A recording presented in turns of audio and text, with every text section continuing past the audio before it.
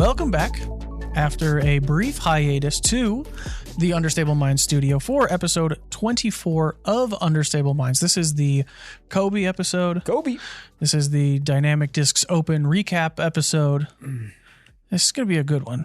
This is going to be a fantastic episode. Probably, I'll say easily in the top 25 episodes we've ever done of this show. Oh, it's hands down. I guarantee this will be in the upper echelon. My name's Anthony. His name's Eric. What up? For the people listening to just the audio version, he's right next to me. Hey, how's it going? Right next to him is AJ Risley. Yeah, I can't touch you. Nah, he's too far away. I could touch Eric, but I'd rather not. Oh, hey. Behind the window is Danny Lindahl. Danny's going to be helping us out with all of the video, all of the audio, all of the everything on that side of the cameras. Over there. Eric. And it's Anthony's birthday. Yeah. Happy birthday. This is Happy true. birthday, Anthony. Thank you very much. This is my flower on the table for the video people. Audio people, you're just missing out. You don't get to see that Eric is right next to me. You don't get to see my flower. You didn't get to see AJ's, what is it? Not a kazoo. Just a party favor. Favorite. Yeah. What about your little Couple mug? little ribbons. You got a little mug there. I got a mug. My flower's espresso mug. My flower maybe? is in a mug. Yeah. So if I get sleepy, I have no excuses. That's true. There's a mug right there, and there's coffee just to my right. It's just laziness at that point. You know, I'm getting old now, guys. So if I start slowing down a little bit, just let me relax, okay? I will. I've been around the sun 29 times now. Dang, you're 29. That's a lot of laps around the sun, boys. It's a lot of sun. It's a lot of sun. Hope you got sunscreen. I could have used more sunscreen last week. We were outside at the Dynamic Discs Open many hours. You should have hit me up. I had Perfect some segue. in my pocket the entire week. I should have. You know, I'm gingy. Prepared. So I burn. So I had some in the pocket. I should have hit you up for the sunscreen. I should have hit Rick up for the bucket hats. I would have been. You'd have been golden. So set. Before we get into the main topic of the show, which will be kind of recapping the Dynamic Discs Open, not last week, but 2 weeks ago on episode Jordan. Oh, Eric, you were nominated for our Understable Minds Player of the Week. So you have 2 weeks to choose from. This better be a so I banger. picked 2 players. Oh, Well, actually, wow. I picked 2 individuals. Okay. I'm once Individual again of the going week. outside the Player of the Week box and not choosing players. Okay. But I don't care. So It's your week, man. it's You make my the week, rules. man. I gotta do what I want. That's how it works. The two individuals that I chose were Jackie Morris Okay. and Keith Krause. Very nice. Keith is just a beast of a person. You ask him to do something and he does it. Twice. I mean, 3 times. Yeah. Let's be honest. Like, the guy is just an animal. If you guys don't know Keith, he is he's retired and he just kind of likes to help out. Like, I think he used to stamp for us with Matt. Mm-hmm. And then that he just kind of moved away from it and just started kind of being like the best volunteer of all volunteers. Right. It's not fair to say he's retired. Correct. Well, he's retired from his career and now Right. he's moved into just helping Didi because he loves the game. He loves Dynamic Discs. He's just, you guys know Keith. He's Right. just, Oh, yeah. He, along with yourself, I think Kevin and maybe a couple other people, helped paint all the OBs, put OB flags in. He helped put in all the baskets at the Supreme course, and both take baskets out. right, taking out all the old baskets, putting in Supreme 18 and Supreme Short, took the Supreme Short out when everybody got into town. He also helped. I think he picked up Doug every single morning at like 4:00 in the morning and made sure there was water on the course. I mean, just. I think he was Thank you, averaging like 17, 18,000 steps a day I guarantee for the you're past right. like 2 weeks. You're right. Now he's taken 2 weeks off to go fish. Well I deserved. respect it. Very well deserved. I was going to say, and now he's in a cryogenic freezer. Just like 2 weeks before Worlds, we'll We kind of thaw start him thawing him out. Yeah. Start thawing him out. Say, Yeah. Keith. Time to roll. Let's get it moving. bud. Keith's the man. And then the other one is obviously Jackie, who killed it this year as a TD. I think she's not the only, but one of the only female representatives of an Elite Series event as far as right. Yeah. TD goes. Yeah. I don't think she's the first, but it's a very short list. And Jackie worked her tail off as well. So, hats off to Jackie and Keith both. Those are my players of the week. Yeah. So are they both your players of the weeks? Okay. Perfect. That's two. That's for them. Okay, cool. Perfect. Nice. Jack Keith. There you go. I like it.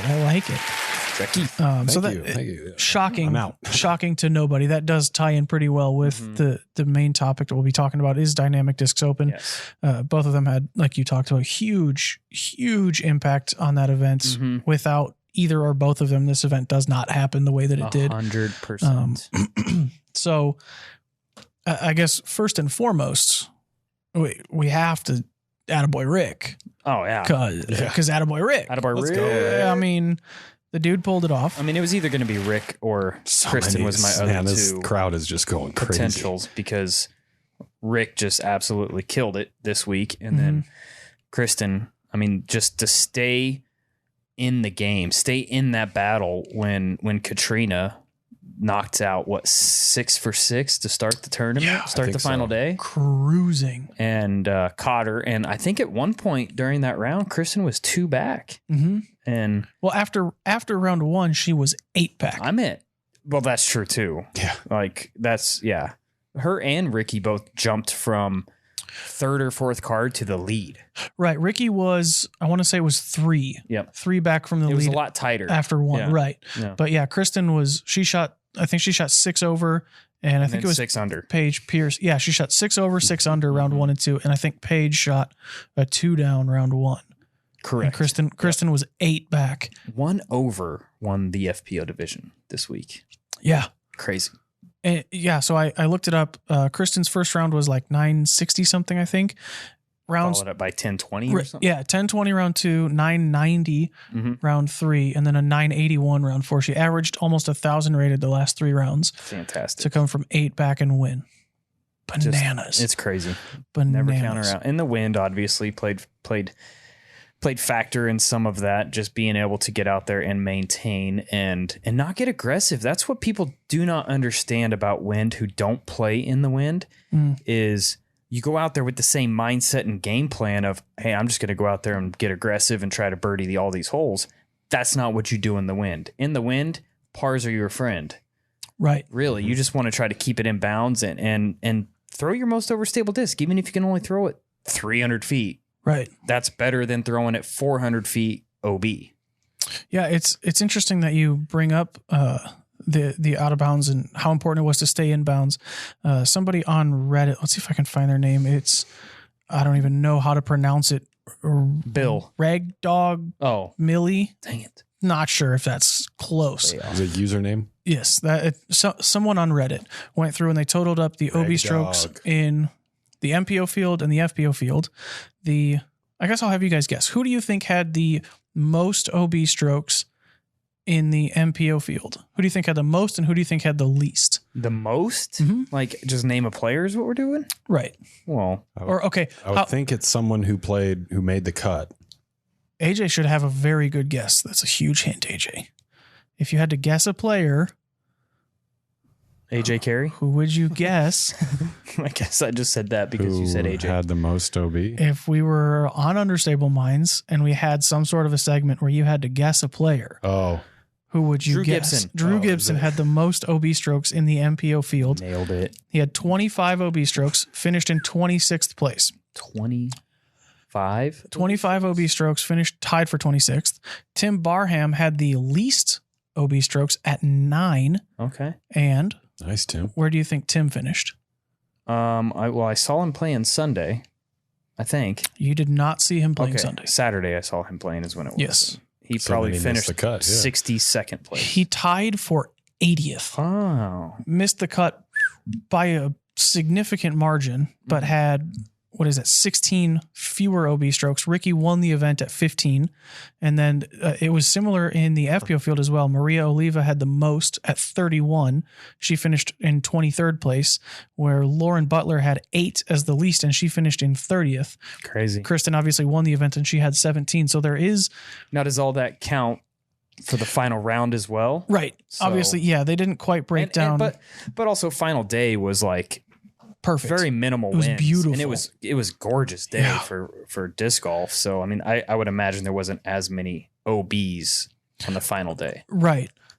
So why do you guys think that is? Why do you think that players like Ricky and Kristin and Drew and Maria can go out of bounds at a higher rate than other players, but still overcome that and still finish, obviously Kristin and Ricky won, where Maria and Drew still placed well in the event. Putting a big factor in that? I'm just asking. That would be my guess. Yeah. Putting, or they went OB close to the basket, way down the fairway. That's true. As opposed to not all OB strokes are the same. Correct. Right. If you go OB off of 13 Country Club's tee, you're advancing maybe 100 feet. Mm-hmm. But if you go OB hole 6 at the Country Club, hole 6 at the Country Club, mm-hmm. if you go OB, you're probably like 15 feet from the pin. Looking at a par. Right. You at least have a par putt. Correct. Yeah. So putting, Tim Barham was 61% Circle 1X. Okay. And Drew Gibson, I believe, was 78%. Okay. That's a significant improvement. It is. Putting was hard. Right. I wish there was a way that you could filter out like layups. Mm-hmm. Right. I know if somebody circles edge and they just lay it up, that technically counts as a missed putt, but like they're not trying to make that. I wish there was a way that you just could, I don't know, add a layup option or something like and see. It would be tough though, because it's like, were you going for that? Or then the scorer is going to have to be like, hey, Anthony, were you going for that putt or were you laying it up? Right. You could see players going in after their round and, circle 2 missed. No, I was laying that up. I was laying that one up. Yeah. I laid all my putts up. I was 100%. Everybody's 100% from circle 2 because they just, lay up. Yeah. Lay up. I made that. Yeah, I was right. Nice layup. Yeah. Laid up into the band. I don't know. I think when it comes to OB as well, it's... you can, if you're more aggressive, that's gonna work out sometimes. Sure. And so a Drew Gibson might go OB one hole and then birdie the next hole. And if Tim Barham or a player like Tim Barham is staying in bounds on both of those, but then missing both of those putts, and he still is like 1 over on those 2 holes in Drew's even. True. You extrapolate that to 3 rounds. Yeah. And then that kind of makes the difference. Mm-hmm. Maybe they just went OB like 8 times on 1 hole. Like our friend Albert. That was rough. Yes. I thought it was 5. I don't know. I just said a number. At that point, if it's more than does it matter? 2, yeah. Yeah, was that round 2? That was round 2. Yeah, hole 16. I walked up as he was, it was like his turn to throw. I walked up and hit one tree, like, bummer. Yeah. And then hit the same tree. I think it might have been round 1. I think it was round 1. It was round 1 because round 2 he shaved like 10 strokes off that one hole. Well, not 10. I think he still bogeyed the hole, but fine. Yeah. In those conditions, getting a 5 on that hole is so that's what, 9? Good. Yeah. 9 strokes better. Yeah. Basically shaved 2 holes off of his round. Yeah. Good job, Albert. Proud of you, bud. Crazy. It's nuts. The hole was eating people's lunch. That whole course. We can get into that course in a minute. Yeah. Yes. But there he is. Did he then make the cut after that? He did not make the cut. I think he said 56th place or something like that. 52nd. Hard to come back from that. Yeah. I wonder. That's more than a hog snout. It's 6 more. Yes. Well, it's 4 more, but circle 11. I was thinking 8. Hog that's snout. a snowman. Yes. Hog snout is a circle. Very familiar with snowmen. Yeah, I wonder what do you guys think the biggest number in UDisc has been? Because I've seen 2 14s. Like tournaments? Yeah. 14's got to be. 14's got to be up there, right? It's definitely up there. Unintentional, because I know there was the guy at Ledgestone that took a 47 on a hole because he laid up OB on purpose. Does that really count, though? 'Cause he kept doing it. Right. Yeah, Albert took a 14 last weekend, and Emerson took one at USDGC of last year, 2 years ago. Yeah, I remember he took a big number. 14's the biggest that I've seen, unfortunately. So what do we think about, obviously, like we said, Ricky won, Kristin won. At this point in the season, those were probably the two favorites for Worlds anyways. I think Kristin has got to be the favorite in FPO. You could throw a couple different names in the hat for the MPO side, but I think at this point you have to say that Ricky's one of them. Hands down. With winning the Dynamic Discs Open, I feel like you'd have to say he's probably the odds favorite. Do you think that this adds more pressure to them, or do you think that this almost makes it that much more likely, or gives them that much more confidence, knowing that I just played these courses and I just won them in, we can get into it later, but what is almost guaranteed to be worse conditions? I mean, it's going to be both. Yeah. There's potential for both, for both pressure and confidence. It really just comes down to expectations. And so yeah, I mean, I think, to answer your question, it's yes, both of those things, but one pressure has to do with expectations and the thought of meeting those expectations or failing to meet those expectations. And so, but then the confidence is just, confidence gets deeper and deeper with each example and detail that one gives oneself based in regards to what they're able to accomplish. So I think that's the starting point. And especially for people who want to speculate or criticize or commentate like we're doing now, I think we have to start with that confidence, and we have to tell ourselves, okay, this was Kristin's first Dynamic Discs Open ever. Was it really? Yeah, she's never been here before. Really? Nope. I didn't know that. First time in Emporia. Jeez. So yeah, she's one for one. Never lost in Emporia, Kansas. Yeah. On the other side, but this then is again, Ricky's first win at the Dynamic Discs Open. But he's won Worlds here. Right. On different courses, though. Well, and the thing, Country Club was still there. It's a different layout. Different layout. So that's really that's different. Yeah. And I think objectively, I think Ricky has a very proven track record in the wind. All those Texas State championships, right? That tournament is windy. Yes. Regardless of where you play it. Right. And so I think that is something that is a confidence boost for Rick. And it should be a confidence boost for everybody else that's watching. And then on Kristin's side, I would say that those style of courses where placement is pretty important, as well as distance and as well as managing conditions and managing the course. I think she's got a pretty proven track record in those categories as well. So, she just got a proven track record on just period. Her season. Yeah. Too. I mean, what's her worst finish of the year? Like third? If that.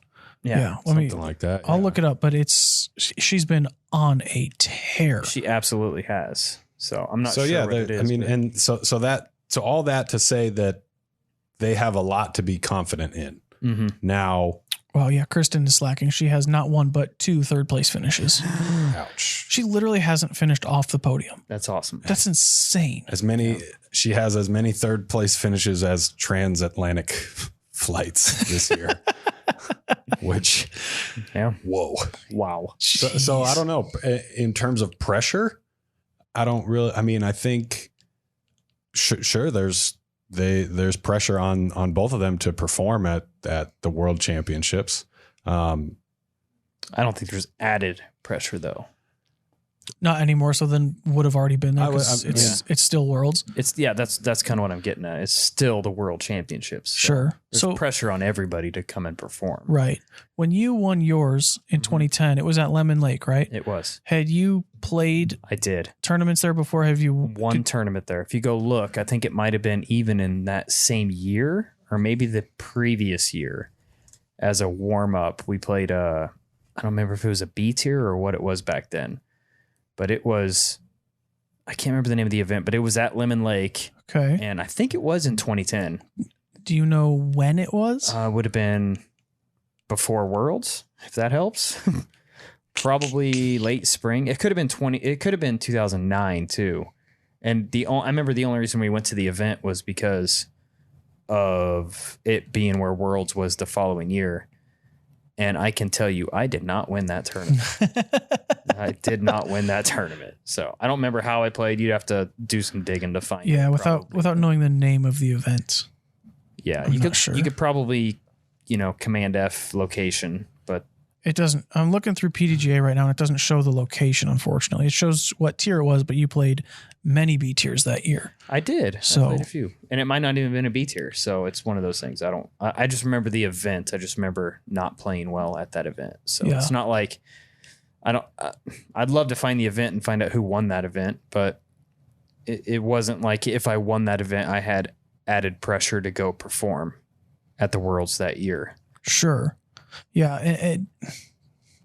That's a little different too, because it wasn't like back then, it wasn't like Elite Series events. It was national tours is what we had. Mm-hmm.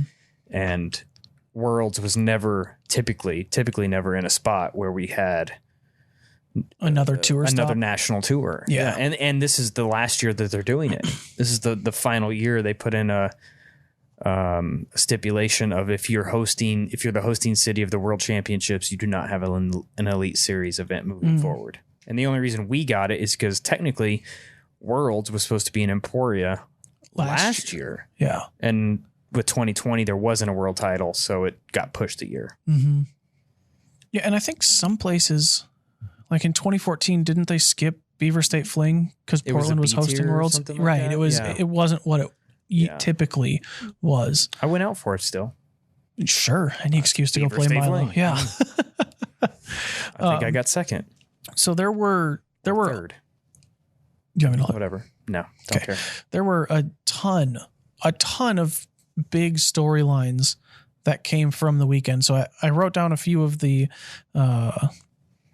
the ones I see the most chatter about online. Mm-hmm. So we'll go through those. But if you guys think of anything that we don't cover, please let me know and bring those up.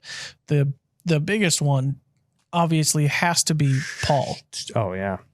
Right. Possibly because of the wind. But Paul missed the cut for Ulti World posted that it's the first missed cut of his career.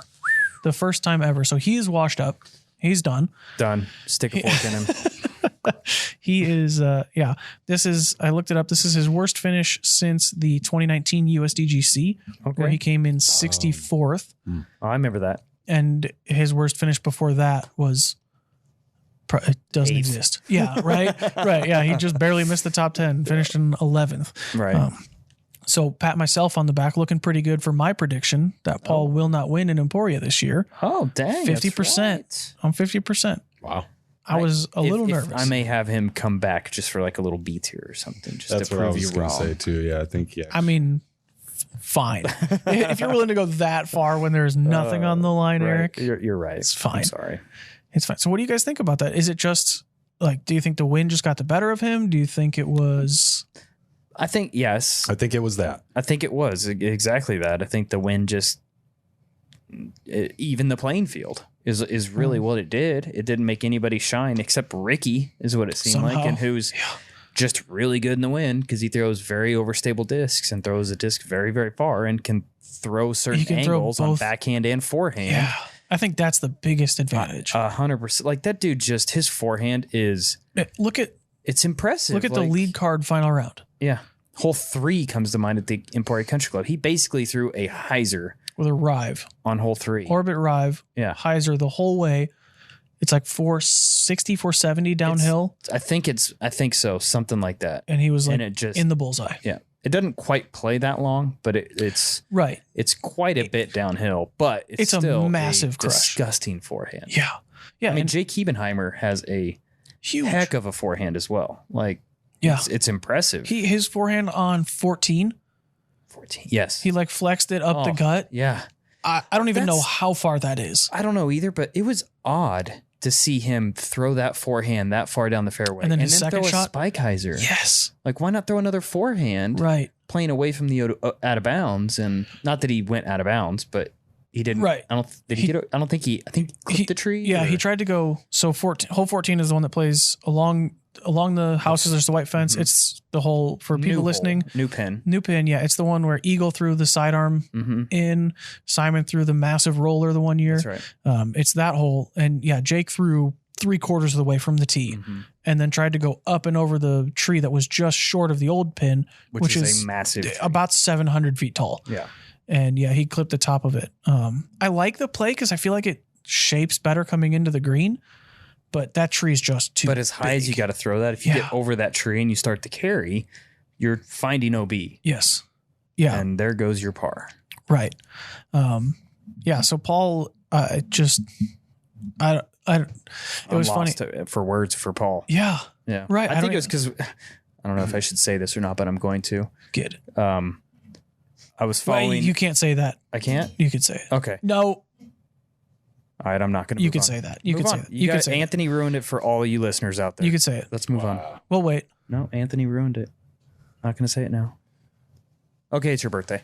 He had a Twix in his back pocket. He came up to me during that first round, and he started birdie, birdie, birdie. Okay. Right? He birdied the first 3 holes out at Jones and said, "I'm here to make your course soft." Is what he told me. Okay. I'm like, man, you got 15 holes to go. It's a good attitude. It's a great attitude. But then he went on to par, bogey, par, birdie, birdie, par. You know, a little bit of a roller coaster ride there. And then the day 2 was not very kind to him. His day.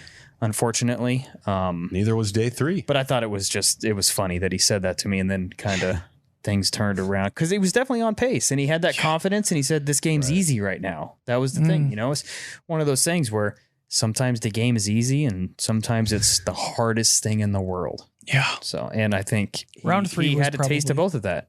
Yeah, for sure. Unfortunately. That's what, I mean, we talked to him for a minute on Sunday and that's kind of what he said. He said about the third round, he would throw it like the first few holes, he would throw a disc and it would just do things other than what he knows the disc to do. And if there's one person who has a lot of experience and wisdom with what they're able to accomplish with their flying discs, it's Paul McBeth. So I would trust that when he throws the disc, he has a really detailed image in his mind of what it's going to do. And so when the conditions affect that, whether it's wind, whether it's a squirrel, whether it's the length of the grass around a corner that he can't see, it's like, I'm going to believe what his point of view is. And I'm usually not going to, and usually I know it's not going to be something that's kind of like an excuse.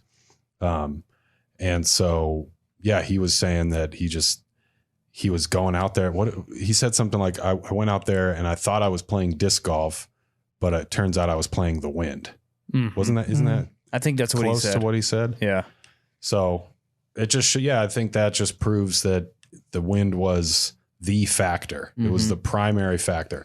And to challenge Paul's statement, it's like, that's part of the game. That's part of disc golf. It is. We play an outdoor sport. And props to Paul for coming out on Sunday and spectating and, not just leaving town and I'm out of here, blah, blah, blah. You know what I mean? Like he gave some good constructive criticism on the course. And a lot of it was just being able to visualize the OB, be able to see the OB, not just for the player, but for the spectators as well. So, we've taken that feedback into Worlds and anything that we need to tweak, we're going to tweak. So having that kind of feedback is very appreciative as opposed to the other side of feedback where it's just like, this course is awesome. This is freaking, blah, blah, blah. Like this is the worst thing I've ever seen, like name calling. Yeah, exactly. Like, right. Oh like, yeah. I mean, give me some positive, not positive feedback. That's not what I want because constructive criticism is fantastic. Like, hey, this hole sucked because of this, not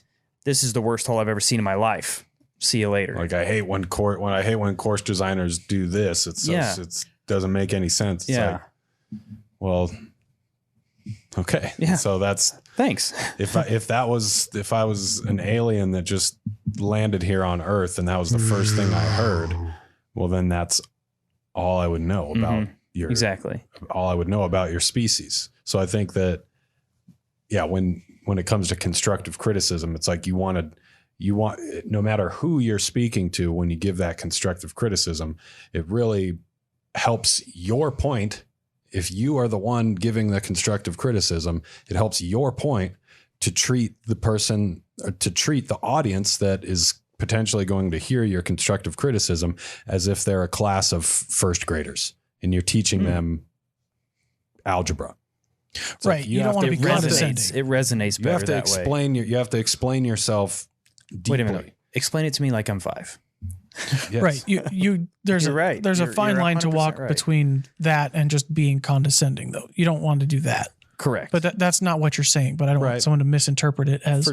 For sure. Yeah. So I guess let's talk about the course SIS. This was the first time that the world had seen the Supreme 18. Mm-hmm. We can talk about that, and then we can talk about the Emporia Country Club and the changes that were made there. Obviously, the Supreme 18 was a complete overhaul. There was Jones East and there was Jones West, and then Eric went through and made the Jones Gold layout of last year, kind of as a safari layout, using existing tee pads, existing basket locations, and tried to make a challenging and championship level course. And I think it was a good course. I think it was great for someone like me, and I think it was good for someone like you or like AJ. I think it was great for the FPO field as well. Jones Gold. I think that played fantastic for them. But it was many people said it was too easy for the MPO field. That was the biggest complaint. This course is way too easy. It's too small, et cetera, et cetera. We need more challenge. Right. So that was what you did. That's what I did. Right. You went in and basically Eric, with the approval of Jeremy, Dynamic Discs, and then the city of Emporia, basically took Jones Park as a property, a fresh, never before seen, like a blank canvas, like I would treat any other type of course design, based off what the customer is asking for. Yeah, and went in and I think did an excellent job of making a difficult championship level course that was it challenges players in ways that Jones Gold didn't. Correct. I think my favorite thing about that course is that it forces you to play golf, right? You can't, it's not, people see, it's park style golf and it's 10,700 something feet. It's a bomber course and it's not. Yeah. Distance was not what mattered the most out there. It forces you, like hole 2, you see, what is it, 1180 or something 1080 like or something. It's over 1,000 feet. Par 5. And you think it's, right, yeah. Par 5, 1,000, I think it was like 1,080 feet. But it's not rip a massive bomb, and you're in circle 2 for your eagle look. Like, correct. That doesn't get it. There's kind of OB. Look at the scoring spread S on that. shaping through the fairway. You've got water on your right. You've got an OB street on your left. I love what for me is the third shot on that hole. I'll tee off straight, pitch to the corner, and then that third shot down that little tunnel through the gap. I love that's like my favorite shot on that course. I love it.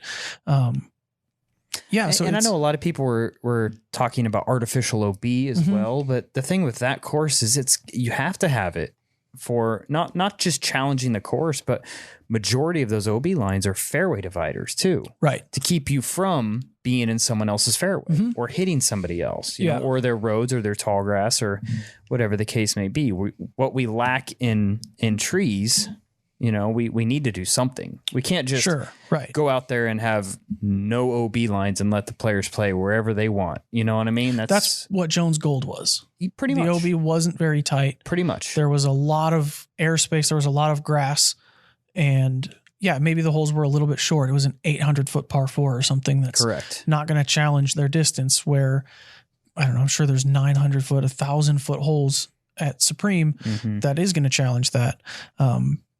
So what has been some of the, we'll say, constructive criticism? What has been some of the constructive criticism that you guys have heard about the course? I haven't heard, honestly, a whole lot from players, with the exception of Paul, on positive or constructive criticism. I actually heard something very interesting about Paul in that course. Let's hear it. I heard that someone here was talking to him, whether they went to Paul or Paul came to this person and asked his opinion. Basically like, hey, a lot of people online have voiced their opinion. What's your opinion? And he said that it was a fantastic course. It's hard. The wind made it, unfortunately, that much harder that it was, birdie was out of the question on some holes immediately, right? Depending on where your tee shot goes, you just have no chance. But yeah, like you said, he started off well and then was struggling. And after 2 rounds at this course, still said, yeah, it's a great course. It's hard. I think that's what speaks volumes when a player of his caliber can play. I mean, we'll say awful for him. Relatively speaking. Yes. Yeah. And still compliment the course. I mean, that kind of speaks on the course. Now you had other players that shows respect. Yeah. Exactly. Respect I think that's to your the key. competition. Yeah. From a golfer's sense. Yeah. And there were players that did not play well, that played awfully for anybody's standards. Sure. That still spoke positively about the course. That's me. And I play that course terribly. And then there were players, I mean, like obviously, Brody Smith gave me props the final day about how he enjoyed the courses. Now he played well. So, I mean, there's that, but then but there's still just Austin Hannum, he did not make the cut and he told me he enjoyed the courses and the layout and he didn't blame the courses itself. Obviously it's very, very unfortunate of how windy it was. Right. Especially the third day. But I mean, obviously if we could choose, we're going to have day 4, all 4 days and day 4 of the Dynamic Discs Open wind wise is historically more what it'll probably be for Worlds in August. It's not typically that windy in Kansas in August. There's still some wind occasionally, but like it'll be warmer. It's more hot. Right. It'll be warmer and humid. It'll be scoreable. Just drink water. Bring your water for sure. Right. Where you're going to need it. Ricky won at 10 under. Yep. Where I bet the winning score in Worlds will probably be in the 20s. Now there'll be one more round too, but okay. Then it might be in the low 30s. And I think it's 3 rounds at the club. Is I believe what they're doing. I'm not sure if that's set in stone yet. Sure.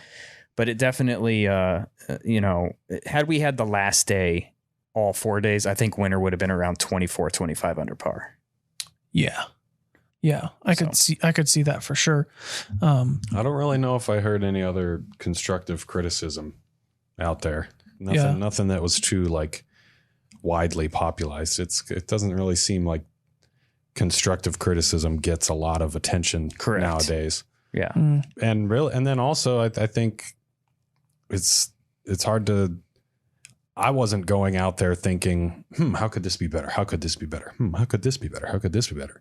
I was just going out there and like just observing like what was and what was happening and how it is and how it's played and how it was all laid out. Yeah. And I think that, I mean, one of the first things was like Jones Supreme, that the layout and how the player traverses around the property and the course, that was kind of, that was pretty impressive to me. It wasn't just like, okay, we're going to go around the course clockwise. Oh, just a big circle. It was like, we're going to go here and then we're going to turn here and we're going to go back and then we're going to come back here and then we're going to make a turn here and we're going to turn here and then we're going to turn here. Oh, and it was like, and then perfectly back 18's basket is right next to 1's tee pad.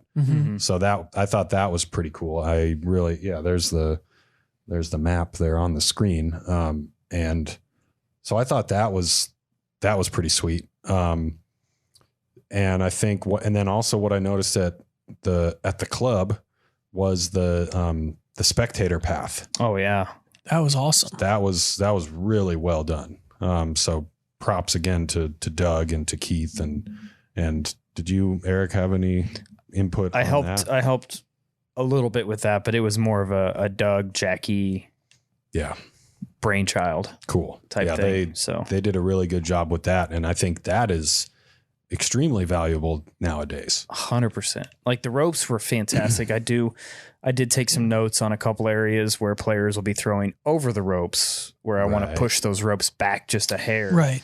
But for the most part, and I know there was a lot of feedback on hole number 4, which was a new hole out at the Emporia Country Club that was unbirdieable, which, I mean, sure, it probably was. At the end of the day, though, I think it plays a fantastic par 4 for the FPOs. Like one of the best holes on the course for FPO. Yes. So I think what we're looking at potentially doing is putting in a possible new tee pad for the MPOs where it plays as a par 3, a true par 3. And obviously we're looking at that. It's really hard to look at the numbers on UDisc. And I mean, the last day, sure. But then you've got the top half of the field. Right. The players that made the cut and played well. So it's kind of tough to analyze all that and put it together and take it to heart because of how awful the conditions were. Yes. If the wind is reversed, that hole is a par 3. It reminds me a lot of 18 at Waco, where if you have a headwind, it's a par 4. If you have a tailwind, it's a par 3. Right? Like it just depends on if there's no wind, it's what, a 3.3. Yeah. Do you round it up or do you round it down? Do you have a soft 4 or do you have a pretty difficult 3? I don't think it's that big of a deal to have a hole that's a really good par.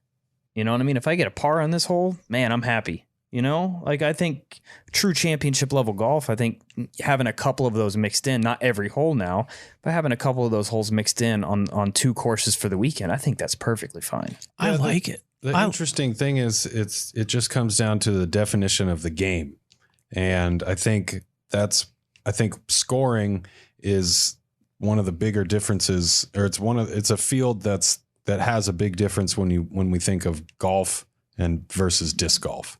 I think the sport of golf, I mean, has a longer history, but I think, and their definition of par is much more common. Agreed. It's par is more common, whereas in disc golf, I think there's part of the definition of our sport is that it's easier to score. Right. It's easier to score. And so I think that's why people like it so much. I could see that. You know, it's like, you're absolutely right. It's kind of like, hey, I love playing basketball on a 9-foot hoop. And then you play on a 12-foot hoop and you're like, actually, I'd rather watch basketball right now. Thank you.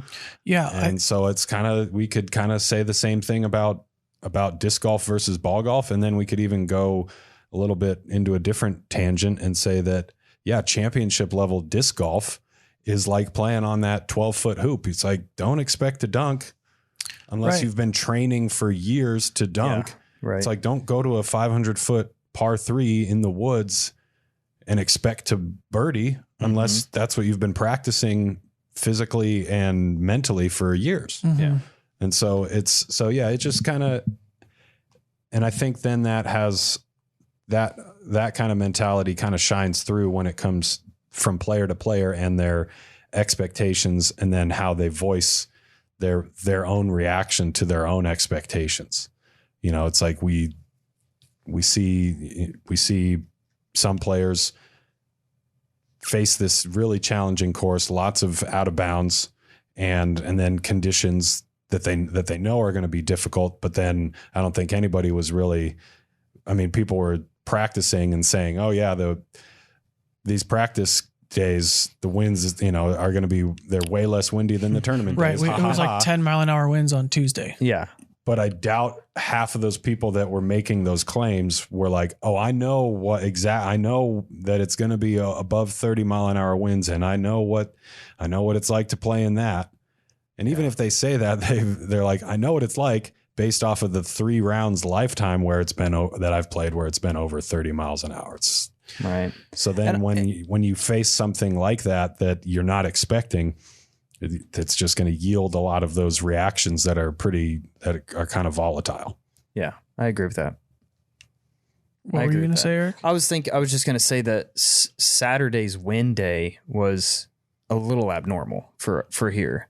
I mean, it happens. Like we have days that are like, oh man, it's going to be so windy today, but it's not like that's not every day. Like it's kind of annoying almost that people just think, oh, Emporia, it's just always going to be windy. Right. Like it's not, it really isn't, you know? I mean, I even heard Nate Sexton say on Sunday on his announcing that like, I wouldn't say it's calm, but it's calm for Kansas. You know what I mean? And I felt like it was calm Sunday. Right. It was like look at up to 10 miles an hour. It wasn't like the lead card when they were rolling through the whole 16. Like there was the water was glass. Yeah, you know, and It's just unfortunate that Emporia has this rap for always being windy, but it is always, it seems like every year we do have one round that's just like blowing pretty hard, but that's April. It's unfortunate that is probably the windiest month, but that's kind of where we've had our event and where we've been. Hey, you guys are hosting your event in April this year. That's it. I think if the Dynamic Discs Open were to move to say June or like right before Ledgestone, something like that, I think conditions would be so much better All right, so for the players. That brings up something that I heard discussed to me and overheard other people discussing a few times throughout the week was rescheduling the Dynamic Discs Open. A few years ago, it used to be like right at the beginning of the tour, there was kind of like Memorial. Right. It was one of the first big stops where now there's Vegas, Memorial, Waco, Texas State. There's all these events. Is that something that, and I genuinely don't know how the scheduling works. Is that something that's possible for 2023 or 2024? Is that a possibility moving forward? I don't see why not. I know when we first got on the national tour side of things, it was more of, here's your event. Here's the week you're going to host your event. And if you can't do it that week, we'll find somewhere else. That's kind of the way it was. As we're now, and back then, it was a struggle almost to close down the country club, close down the municipal for peak days in traditional golf for people. But now it's a little bit different since we actually pay a premium for those courses to be closed. Like, people don't realize that. It's not like the golf course is just closed. We just come in and say, hey, do you guys mind if we just we write a check baskets to them every single year for those events to be able to host those events. But when I first started the Glassblown Open, it was in August. Yeah. The reason I ran it in August is because it wasn't windy and I didn't have to worry about rain. Yeah. It was always just hot, which I could deal with hot. When is Worlds this year? It is in August. Oh, perfect. Oh, what's up? That'll be nice. And I'm sure, knock on wood, hopefully it's not windy, but we'll probably get a breezy day. But, it's more of a chance to be very scoreable conditions. Like, look at any time that we've hosted Junior Worlds in Emporia. Yeah, it's been great. It's been great conditions. Juniors light up the country club. They do. they just we roll out the red carpet for the kids. Yeah, we do. These adults, you're a grown up. You've already paid taxes. You know what struggling is like. Well, some of them. I definitely, I'm all. I'll just say, I'll put it out there that I am all for the Dynamic Discs Open moving to a June, July, August time slot. Sure, Doug. Yeah. So let's see. If we can get him down here, please. Yeah. So then I guess let's kind of dive into changes. Like we talked about, there's been feedback on the courses. I'm sure we will both collect and hear more feedback, whether it be on the courses, on a certain hole, on the event as a whole. And we're going to be taking those things into consideration for Worlds. Eric, we're kind of the people's inside man and you're kind of our inside man. Have those changes already been discussed, or is it still in the, all right, everybody brainstorm and collect feedback and then we'll get together on it? Or what's that process like so far? So far we're still kind of in the, everybody's taking their own notes and then we're going to come together. We are less than 48 hours from the final putt falling, just for people listening. Now I have my notes on what I'd like to see, and Doug is taking a much needed vacation. Right. Well deserved. Very well deserved. So, when he gets back is when we're going to kind of sit down and dive into it. But it's also pretty limited in time. If you think about everything that we've got to get accomplished before that. Yeah. If it's new tee sign, if it's a new course map, caddy books for Worlds. I mean, there's a lot that goes into it. It's not just, hey, we got 4 months. We're good. There's a lot that goes into it. But I have my list of things that I'd like to see. And a lot of it isn't necessarily basket being moved or a new tee pad. There's a handful of those, a couple of those, but a lot of them maybe is more of OB lines, like where we can get wider, where we can get more landing zones.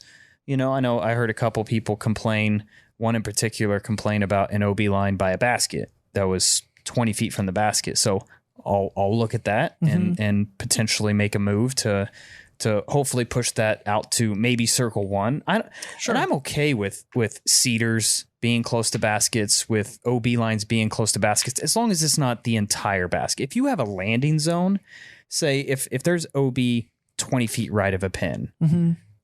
But to the left of the pin, you have 180 feet. Then I don't know if you have much to complain about on that. Can I ask about one hole in specific that Please. I saw a lot of people complain about? It was hole 10 at the country club. That little forehand through the woods. The new tee Logan bag. hit a tree. He threw a great shot, hit a tree late, and it dropped straight down and was just barely outside the OB. Do you plan on moving that one, or do you like the challenge there? The OB line was a little tighter than I ever wanted on that hole, and that was a hole that we put in because we wanted another like kind of woodsy golf type of a hole. Right. You have to shape a line. You have to line shape a is shot, fantastic. and I know I heard another player ask about, hey, can we trim up this branch on the left because there's no backhand shot there? Well, to me, it's like, well, then learn to how to throw a forehand. It's a 280-foot hole. Like, get out of here with that. Says Eric McCabe. I was going to say. Exactly right. I'll yell it at them if they want. Eric McCabe would throw a forehand on that hole. So, boom, roasted. But yeah, to answer your question, that is one hole that I'm looking at. Either keeping the same pin or potentially going back to the old pin and changing the OB line to where right when you come out of that gap, it shoots left over to the fairway. So it make it a little bit more fair, I guess you would say, and not more of a crapshoot. But the entire right side of that fairway was in bounds. The rough, the nastiness on the right, you don't want to be in it. Right. It's like natural OB. Exactly right. But yes, I'm in agreement on that. Now by the basket, the OB was outside the circle because the whiskers were there and the OB line went around the whiskers. Short of that, it was tight. Yeah. Tighter than it probably needed to be. So that is absolutely one that is on my list. So that's obviously one hole. That was one that I had heard a lot of feedback on as well. Do you think, should we expect to see massive changes? Like you said, it's only 4 months. Should we expect to see similar courses with small tweak here, small tweak there? Or is Supreme going to get stretched to 12,000 feet? We're going to move a few pins back. We're going to make hole one's island bigger. Hole two is going to get moved even farther down across the street now, and it's going to be a par 6. Ooh, dang, I like that. Play 6. Let's go Play for hole 2 to hole 6. Oh wait, that'd be like a par 8. Which one's 6? Oh my gosh, across the water? Yeah. Yikes. No, 2 water carries on one hole. yeah, that'd be actually only one that you have to. One you have to go around. If you're going for birdie. If you're going for If you want the 7. if you're going for bogey, Yeah, if you're got to go over that water. If you're trying to gain going strokes for on triple. the field and get a bogey. Yeah. I like to play this hole for a 14. Yeah. Yeah, I mean, what about tree branches and limbs? Do you think? Did you? To answer Anthony's question Yeah. first, I don't see a whole lot. Like, we're not going to redesign Jones Supreme, like from a hole. Like, Right. I do not see it getting longer. Okay. I think. I also don't know that I see it getting much shorter. Maybe Sure. a couple shorter pins, like on 10 would come to mind for the MPOs. Which one is 10? 10 is the one that shoots off from the dam and it plays around the corner and then it plays down that sick fairway. Yes. We might move that basket up a little bit more. That's the only really one that comes to mind. But like I said, a couple moves here and there, it'll be somewhat the same. The island on one, I would love to see that island get bigger personally. Yeah. I would love to see us knock that back wall out and come to a point at the end and then just have this big sick arrowhead right there. I think that'd be nasty, but that would be like a, I don't know, $10,000 job, you know, and I don't know that we can get that accomplished by the World Championship. So I don't think much will change on that hole. I know I've heard a lot of feedback on that really hole. quick, I want to stop you about the island on hole 1. I don't think people quite realize the amount of work that, what was the guy's name? Scott Teichman. Scott, that he put in on, he built that island. It was In a week. right. You know, I mean, if people remember that hole from Jones, it was in Jones Gold. It was towards the end of Jones Gold, wasn't it? I don't know which one you're talking about. Like where the pin is. It's hole 17. Jones East used to play down there.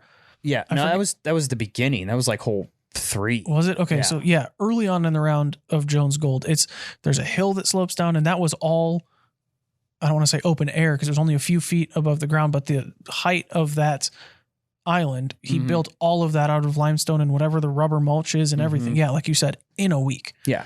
Yeah. I mean, in a week is very impressive that he got all that done in a week. Like it was nonstop work. Yeah. Is what it was. Big time. We had a lot of feedback on that hole, and when we first put the hole in, the initial plan was got to land on the island, and then we saw the island and thought, let's make it fair. Let's give players the option to lay up. And I heard a lot of players wanting to do bunker rule on that hole, and I personally dislike the bunker rule. I mean, I like it for the thought of getting more players to go for the green in one shot, and then if you miss, you potentially could be right there in 20 feet or whatever and have your par. But I don't know. I think I like the idea of there's like a concrete border that goes around it where the two trees on the front are in mulch. Mm-hmm. I personally would rather call that concrete border the OB line. So the rocks are all in bounds. The mulch on the right is in bounds, and then move the drop zone to like a 40-foot putt. So just short of the creek, you think? Well, it would still be the basket side of the creek. Okay. Like where it is, but just closer to the wall to where it's like a putt that people go for. Sure. As opposed to a 2 or a 4.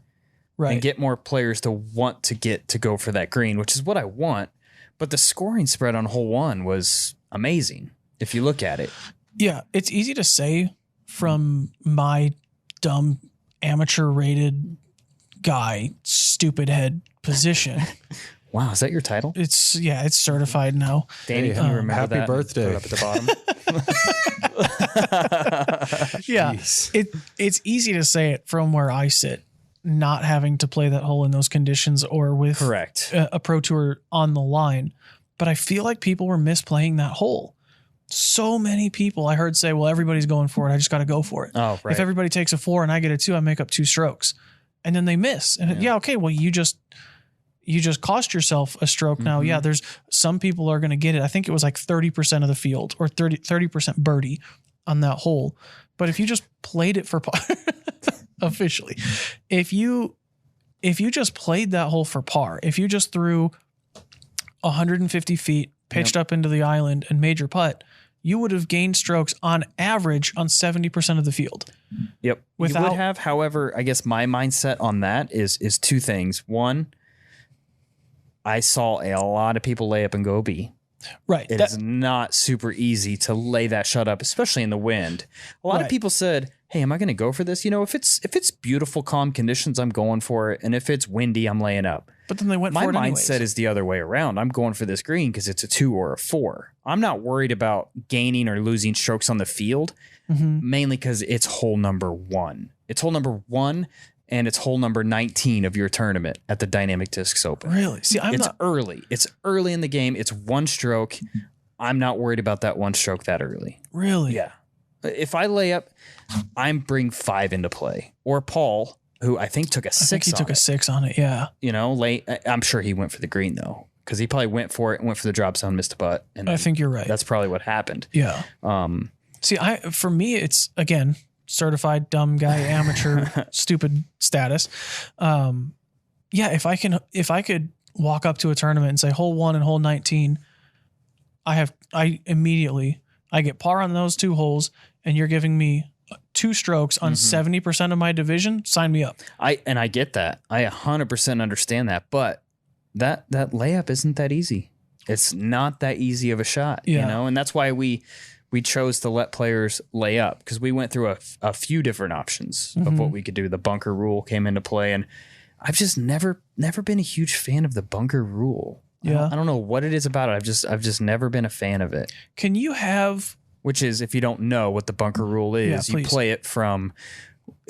out, like if you land outside the island, you play it where it lies with a 1-stroke penalty. That's what the bunker rule is. Can you have that and OB? Like, could you have, say, short of the creek is safe, beyond the creek is absolutely bunker, in the creek is OB, and then beyond the island is OB?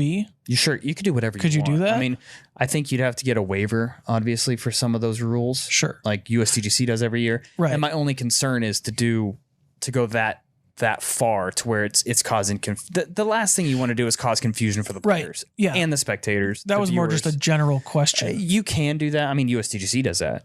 on holes. USDGC does a lot. They do, and there's no ratings at that event, you know, Right. and it's confusing for. Right. I mean, it's one of those things. It seems like every time a player throws OB or in a hazard, they've got to break out the caddy book and see what the rule is on this one hole. Mm-hmm. I'd rather keep everything simple. Simple, yeah. So there's options. I don't know. Hole one, we just need to kind of come together and figure out what we want to do with it. Sure. If it's painting, I mean, we could paint an OB line around it to make it a little bit bigger to get players to go for it. But I feel like that's weird too. It would be weird to have an OB line outside of an island. Yeah. That would be odd. Yeah. Yeah. The only other thing I could think of is if you painted the line from both sides of the island to the creek, and then short is safe. So you can lay up to there. Just but then lay you up can across the creek? But the short of the creek still count as inbounds too. So there's a lot that goes into it. And Yeah. I was happy with how the scoring looked and finalized on hole number one. And I think Steve-O and Harder and those guys out there on hole number one, at least the final day, were taking stats themselves on how many people went for the green, how many people laid up and went OB, Sure. et cetera, et cetera. Sure. So that'll all come into the equation. So people can expect to see changes for Worlds. Yeah. Maybe not complete 100% overhauls like was done with Jones Gold to Correct. Jones Supreme, but And AJ was asking about limbs being trimmed.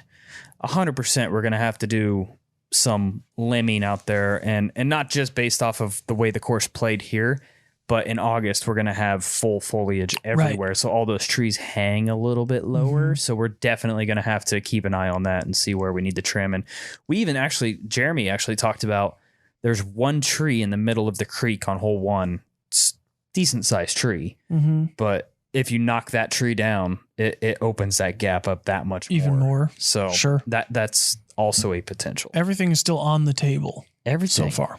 Cool. everything except not hosting the 2022 Disc Golf Pro World Right. Championships. That's kind of already That's established. written in stone. We're happening. Right. It's happening. Right. Let's end the show on, I don't know, not that was a negative topic, but obviously we're addressing things that could have gone better and things that will go better at Worlds. But there was some very exciting things that happened. Hole 16 at the Country Club was aced 4 times on the week. 4 times. I believe, I'm probably going to butcher this, but I believe it's Blair Orn Okay. from, I think he's from Norway, aced it in practice. Yes, he did. Matt Bell hit it for just a casual 25 grand. Super small payout. Weak. 25K just in his pocket. Thanks to Eric. Yes, early recognition is critical, Correct. not McCabe. Yes, correct. Jeremy Colling got it during round 3. 3 during Chloe that Alice windy got round. And go ahead. Chloe Alice hit it round 4. Jerm got it sidearm. Chloe got it backhand. Yep. So we saw all different types of aces on that whole windy condition. It was so cool too. Like, I mean, it's the first year the FPOs have played it from that tee. One, that's really cool to see Chloe hit it. 2, it was cool for Big Germ to hit it because he was stoked. That's like he said it's one of his favorite aces of all time. And he's always the bridesmaid? The bridesmaid, yeah. So, and that was really cool to see that happen for Big Germ. And it happened during the windiest round, and he shot a 3 under that round. And he was the only one under par for the round. Killed it. And then Matt Bell, obviously the 25K. So that's like 3 of the 4 aces were just like, man, that's sick. Right. On that hole. Like, if there's one hole you want to ace, it's probably hole number 16 at the Emporia Country Club. On all the holes. I mean, of the par 3s. I was going to say hole 2 Supreme would be kind of cool. I mean, impossible, but cool. Hole 1 Country Club would be pretty sweet. But am I right? Yeah. Like that's the one hole, the par 3 that you're. Yeah. Gosh, it's so cool. That and Supreme 13. That would be my. That would be a pretty close sick second. too. I haven't been paying attention. The AE in Norwegian is apparently pronounced like the A in the English word cat. Blar. So Blar. Blar. And is it? I think he's Orn? from Iceland. Is it Yeah. Iceland? Is it different in Icelandic? I'll check. Hang on. Completely. I heard someone introduce him as Blair, but that could just be because it's spelled that way, and Blah. that person, I don't know, just assumed. It's entirely possible. While Danny is looking that up, So sick. It's pronounced like an uppercase I, sounding like the ye in the word buy. So it's Blair? Blair? Okay. Blair. That sounds more Icelandic. If we're going just off Blair Orn? Blair. I'm sure I'm butchering What's the up, last Blair? names. We might be butchering the entire thing, but congratulations to him as well. Yes, 100%. But we are saying Orn right because it's supposed to be the O like ought. So it'd be Arn. Blair Arn. Blair Arn. Okay. That sounds like a southern accent. Congratulations, Blair Arn. Blair Arn. Blah, blah, blah, blah. Sick ace, bro. All right. Oh, no. It was dirty. It was nasty. It was Props to all four of very them. cool. Yeah, Yeah. it's cool. Yeah.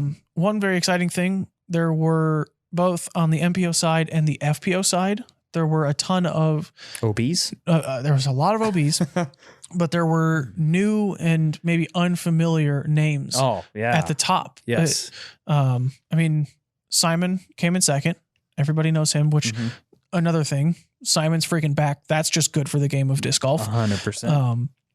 But yeah, third place, Brody Smith had the best finish of his career. Our own Logan Harpool, best finish of his career. There were people on the FPO side, like Madison Walker finished in 8th. And I think that's her first, or not first, but her best finish in a while. Could be. Yeah. There were, especially on those big courses too. She's not really known as a big arm player. Right. So Emily Beach, I believe she tied for third with Ella Hansen. Yep. Probably the best finish of both of their years. Ella, if not longer. I think she was up there in Vegas. Was it? She was, but she also was close to podium finishing at a U.S. women's event either last year or the day before. Well, that's what I'm saying. It could have been a podium because she was on the feature or the lead card all week, and that's the first time I saw her play. Okay. And I don't remember. I guess she did just get third at Jonesboro as well. If it was last year or the year before, it was U.S. women's. It was when it was in, I think, California, maybe. Yeah, that was last year. Was it last year? Was it Ella? Ella got third at U.S. women's last year. Okay, so that's third at a major. So, but still. Right. Yeah. I mean, Aaron Gossage, Jake Hebenheimer. Aaron, all of them full on smashes. They all seen him throw? Yeah. Oh my gosh. It's incredible. Everybody does now. Like watching him throw hole number 1 on Sunday, I was like, okay, cool. Yeah, nice. Yeah, good shot. Where'd it be? Like, that's the best shot I would have ever thrown. Oh, that's also the best shot I would have ever thrown. It's just awesome. That's also the best shot I would have ever thrown. I love to see. And hole 1 that was one of the holes that we kind of shrinked up a little bit. And the that left hole wasn't easy before. No. And it was brought in 10 feet? Probably closer to 15. Yeah. Because the rough on the left is all out of bounds now for spectating. But there's still plenty of room on the right, but it still kind of slopes down that way. So every shot tends to funnel that way. But those people throw far now. It's crazy. Throw very far. It's pretty cool. Very, very crazy. Yeah. And the only other thing that I had, I don't know if you guys thought of anything, but was just Simon. Like that if there's anyone out there that is just across the board good for the game of disc golf, it's Simon. Yeah. Find me someone that has a bad thing to say about him or says, I don't like watching that guy. Yeah. Like that person sucks. Yeah. That person, probably an ex-girlfriend or something I could find that like that person just doesn't exist or no, you're right. They're just mad at Simon's awesome. Simon is awesome. Great for the sport. Yeah. 100%. He plays for the crowd. I love it. Yeah. It's good. But to do that and finish second. Like he was having a killer last round and I don't know that he was putting a little heat on Ricky or not, but he was definitely there. Like you know he was there. You know what I mean? So I think the wind went out of his sails, so to speak, on hole 16 because I think he ended up bogey in hole 16. He bogeyed 16 and 17. Okay. That's right. Back-to-back bogeys on those 2 holes. But Simon was putting a little bit of a move on Ricky, and then Logan was kind of also there. He was there. Just to keep Ricky on his toes, basically. Absolutely. Ricky was I'll tell you what. I'm not going to say coasting. Logan made a name for himself this week. 100%. Dude putted unreal that last round. Some of those big putts he was hitting on those elevated baskets was like, yes, dude. Yeah. Let's go. Like, he has a sneaky forehand, silky smooth backhand, and his putt is phenomenal. It's so much fun to watch. I've known Logan for a while now.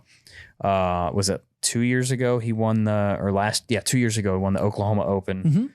Props to him on that was his first big win. He's won Monkey And- Island before. Yep, he's won a lot of events around the regional, Right. around the state, and he's a high school teacher. So like he gets his summers off and hits the road. So you'll be seeing his name out there a little bit more this summer. He's going out to Portland, and obviously he'll be playing the World Championships as well. Yeah.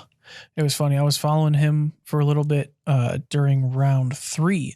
It was like I don't know, halfway through the round, we'll call it. And Hole 10? ish. Okay. Somewhere around there. Last year he played and did not play well, missed the cut. Yep. And so he said, coming into it this year, his goal was to make the cut. I just want to play on Sunday. He did. Halfway through round 3, he was like, bro, like I could win. Mhm. Like I'm pretty well made the cut at this I'm point. He doing was this. right at that point in the round. I think he was, I don't know, he was on the podium, right? Top 3, might have been in second place. And he was like, I could win this thing. Mm-hmm. And then to go out there on Sunday in front of the crowd with the live cameras, with the Jomez cameras, with all the local media cameras, with our cameras, with I don't know how many hundreds or thousands of people were watching, to then put on the performance that he did and finish in 3rd place is incredible. Yeah, super stoked for Logan. And I mean, we got to say something about Brody too, who had a roller coaster of a round. That Boy, final round, did he. like there was a lot of red on his scorecard, but he was able to manage and fight back. And I think, did he birdie his last 3 holes? 4. He Last birdied the 4 last holes. 4. Birdied the last 4 holes. Yeah. To get a share of that podium. Yeah. And I was walking that round with them for most of the round. I walked their entire round. Never. I mean, talk about a roller coaster. Yeah. In the biggest moment of his so far relatively short disc golf career, never once did he seem flustered, annoyed, aggravated, nervous, nothing. It was just like, hey man, like I need to be better. Yeah. I threw a bad shot. I got punished for it. Like on to the next one. And I earned a lot of respect for him, a lot more respect for him than I ever had. After watching the final round, I think it was, of Jomez, they put out, they did a little intro piece on him, little intro on him. Really and just hearing him talk about what he's doing in disc golf and the how he was trying to play golf and that just kind of didn't pan out. He got really good at golf. Dude's just an athlete, Right. And he loves the sport. He really does love disc golf. Right. Anyone who, like when Brody first came over, I'll admit, if you had asked me when Brody first switched, hey, do you think he's ever going to win a pro tour podium? Absolutely not. I would have said no. Yeah. But like the dude is a professional athlete. Like some people just have that athletic gene. He's got it. Yes. Right. Like he's, I don't know how old he is. He's in his 30s, I think, late 30s, maybe. Yeah. Mid 30s for sure. Not peak physical performance for the average human being. He's not an average human being. He is a giant person. He's huge. Professional athlete. Like, the dude can bomb. Yeah. He's putting in the work. He's, like you said, he's here for the right reasons. He's playing. He threw Frisbees before he hit golf balls too. Yes, he did. Right. And probably better than just, he was one of the top 3 ultimate players as well. Yeah. Yeah. College and then in the club level. Yeah. So, So there's that too, which, it's, please don't bring that up. You got something against Gators? Yeah. They're, Hook 'em horns. We got a little college rivalry going on. What's going on? I'll just say go Knowles. Oh. But there's something about Cyclone 'em Canes. Gosh, I'm not. I get sore it. subject. I apologize. I understand that 100%. It was really hard for me to congratulate Mizzou for winning the collegiate disc golf. Yes, you almost just sweep it under the table. Yeah, rug. Yeah, but man, dude can throw the Frisbee and just like Paul, he knows where it's going. He knows what it's doing. Those trick shot videos for years didn't get 100 million views just because he closed his eyes and made a shot and tried real hard. Right. No, it's like anybody who didn't think that he was going to work at this just wasn't paying attention to Brody Smith's career before disc golf. Like, correct. If there's anything that guy does, he puts in friggin' work. So congrats. Yeah. Congrats to him. Congrats to Logan. Congrats to Jake and everybody else that had. And obviously Rick. Also, obviously, Rick. What What up, Rick? And Kristen. Bucket at Rick. Yeah, bucket hat, Right. 1 for 1. Man, I was retire talking- it, sign it, sell it. He should have signed it and thrown it into the crowd. Absolutely not. That thing needs to go in the Hall of Fame.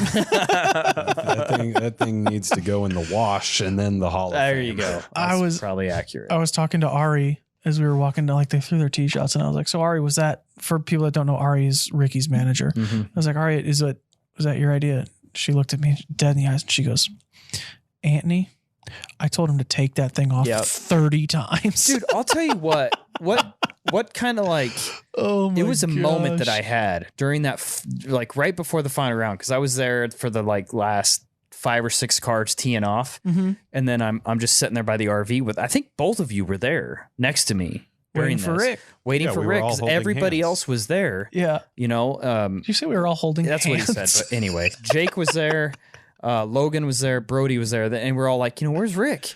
Everyone's looking around, and then you hear the crowd just start cheering, and then you look down. He's walking up the hole 1 fairway in the middle of the fairway, and it was like a movie. Yeah. Watching him walk, like there was a glow around him, and everyone's just like, "Oh my god, what is he wearing?" And if you didn't know, they had little raptors all over it, and it matched his shirt. Yes. Like, dude, that moment is something that is etched in my brain, and I will Hilarious. remember for a very long time. So good. Epic. I Yeah. filmed that moment. Oh, Good. I have a clip of it. I can't wait for June 1st to see it. What do you mean? I'll cut it in for the video people. I'll cut it in for them so they can People watch will that. understand what I'm talking about on June 1st. So, Hilarious. yes, So yeah, fantastic. congratulations to Ricky and Kristin, especially, but everyone that had great finishes. We are more than excited to see everybody back here in August for the World Championships. But everybody watching and listening, we will see you much before then. We will see you next week for episode 25 of Understable Minds. Open your card. Is there actually a card in there? Yeah. Yeah. I have to open It's it? just a letter, you Please. think, or what? I didn't know. Yeah, get it. Come Please, on. yeah. Hold Open. on. Open. We'll be here still. Yeah, Open it's, and read it. Read everything that you read, that you seize. Everything that I see. Yeah. It says happy birthday, Anthony, on the Eric, there's a lot of bad words on here. I know. I want to hear them. It says the best things in life aren't things. Oh my God. Okay. First of all, it's signed by like the entire staff here. So I'm not going to read everything that's Just in read a couple of them. It is your birthday, It is your birthday. Shane. Oh, well, that's, yeah. Tony says happy birthday. Doug says happy Vanden birthday. That's not surprising. There you go, Doug. Jeremy just says you are old. Oh, Thanks, Jeremy. yeah. Eric said you really did it. Thanks. I did, man. You really did it, That man. was me. Proud of you. I did it, man. That was nice. That was me. I really did it. Anthony is old. Yeah, old dumb guy, amateur, Stupid, something stupid. in there, I think. So, you yeah, said. my brain's going. My did it? memory is 'cause you're shot. old. Anthony is old dumb guy. Oh, amateur, man. Stupid head. Also, he did it. Perfect. Oh I man. like that he could see it as he's yeah, typing. yeah, probably OB. Oh, fantastic. Love it. Oh, well, thank you guys. Happy birthday. Thanks, man. Yeah. Thank you everybody for watching and or listening. If you were listening to this one, you kind of missed out there at the end. You did. But we will we'll give you a chance to watch next week for episode 25. No birthdays, unfortunately. No, not next. Maybe 26. Yeah. We'll see you.